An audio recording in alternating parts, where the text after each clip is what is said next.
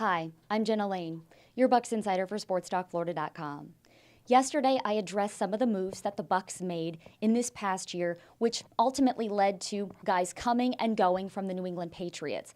And I wanted to take it a step back even further to guys that came and went to both the Patriots and the Seahawks, guys that are playing this weekend in the Super Bowl, who came and went under Greg Schiano and Mark Dominik. And I'm going to start things off with Michael Bennett. This was my favorite, or I should say my least favorite move, because I thought the Bucks made a huge mistake here. For a long time, he was the only guy to come even remotely close to finally getting that double-digit sack season that has eluded the Bucks since Simeon Rice left the team. And he was very close to doing that, but instead, because Mark Dominik felt that he was not an every down defensive end, he let him walk as a free agent.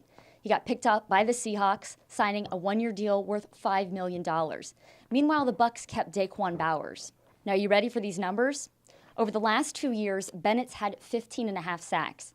Meanwhile, Daquan Bowers has had 2.5. Now, one of the reasons the Bucks did part ways with him as well was because he had a torn rotator cuff. The Bucks felt that he would need surgery.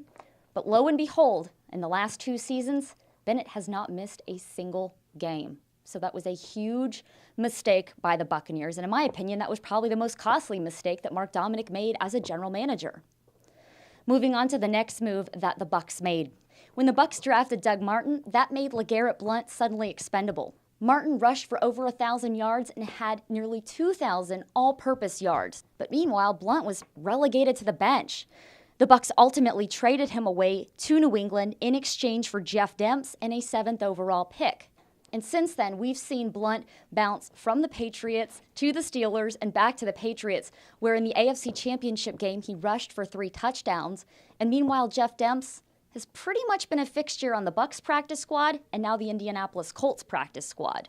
The Bucks used that 7th round draft pick to trade up for Mike James into the 6th round of the draft. But as far as I'm concerned, we haven't really seen a whole lot of him. He's been sitting at the bottom of the depth chart and was actually a healthy scratch for a few games this year. May not even be on the roster next season. Was it really worth it? Now, in the case of LeGarrette Blount, and I would say the same thing about this next guy, Aqib Talib, he's got a lot of problems, and the team has seen that. He really needs to be around a locker room that has a strong sense of leadership and a lot of older guys that can show him the way. I mentioned Aqib Talib, and even though he's no longer part of the New England Patriots and he since has moved on to the Denver Broncos, I think it's important to take a look at this trade too, because it did happen during the tenure of Greg Schiano and Mark Dominik. Now, he was drafted as a first-round pick. We saw a lot of good things from him, but he also, he got into some trouble as well. Had an issue with a gun. I don't know if you heard about that. Also had a legal issue with a cab driver that sent a cab driver to the hospital. Got into some fistfights with teammates in which he used his helmet as a weapon. He also had a PED suspension for Adderall. So Aqib became a big problem child, and the Bucks made a deal with the Patriots. I think at that point in time, they had just had enough with him. They needed to move on and part ways. And I actually think this move worked out okay for the Bucks, because in that trade, they got a 4th round draft pick that they used on Akeem Spence, a guy who may not be a starter this year. He was a starter last year, but I think he is a great swing defensive tackle. He's learned to back up both spots along with Clinton McDonald, and in fact, on a lot of plays, those two actually rotate their positions. So I think he's continuing to grow as a pass rusher. I know a lot of folks were sad to see Talib go because he is such a talented player, but as far as I'm concerned, he was just too much of a headache. And as I said before, we're going to take a look back and determine if, in fact, these were the right moves. I'm going to back it up even further to when the Bucks drafted Talib.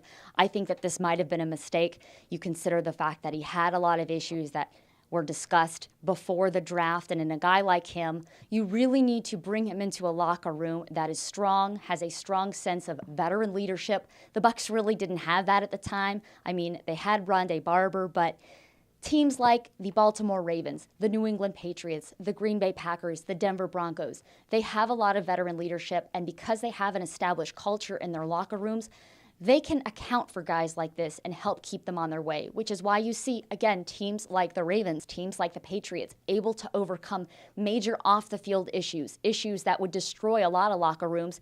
They're able to overcome those successfully. Stay tuned for tons of Bucks off-season coverage as well as plenty of Super Bowl coverage on SportsTalkFlorida.com. And also, too, be sure to tune in on Sunday. We have the games broadcast on Sports Talk 1040 The Team in Tampa Bay, as well as 1080 The Team in Orlando. And then you've got AM 820 News in Tampa Bay, as well as AM 1190 News in Orlando. So no matter where you are, no matter where our signals hit you, you can be certain that you will have a chance to tune in. With Sports Talk Florida, I'm Jenna Lane.